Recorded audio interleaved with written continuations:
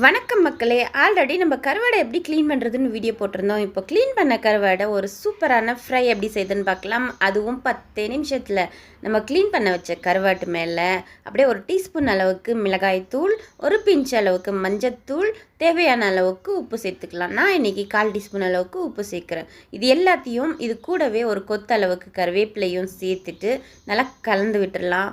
கலந்துட்டு ஒரு 10லேருந்து 15 நிமிஷத்துக்கு அப்படியே ஊற விட்டுறலாங்க. அப்போ தான் அந்த உப்பு காரெல்லாம் நல்லா கருவேட்டில் ஏறும். இப்போது ஒரு பேன் எடுத்துக்கலாம்.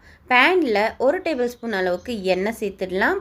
அதுக்கப்புறம் 10 பல் அளவுக்கு பூண்டை அப்படியே தட்டி இந்த எண்ணெயில் சேர்த்துடலாம். இந்த பூண்டு சேர்க்கும் போது அப்படியே சூப்பரான அரோமா வரும்.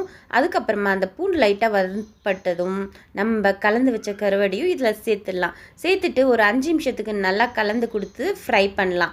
அதுக்கப்புறம் ஸ்டவ்வை ஃபுல்லாக லோவில் வச்சுட்டு ஒரு 5 நிமிஷத்துக்கு கலந்து ஃப்ரை பண்ணோன்னா நம்மளோட கருவாடு ஃப்ரை ரெடி.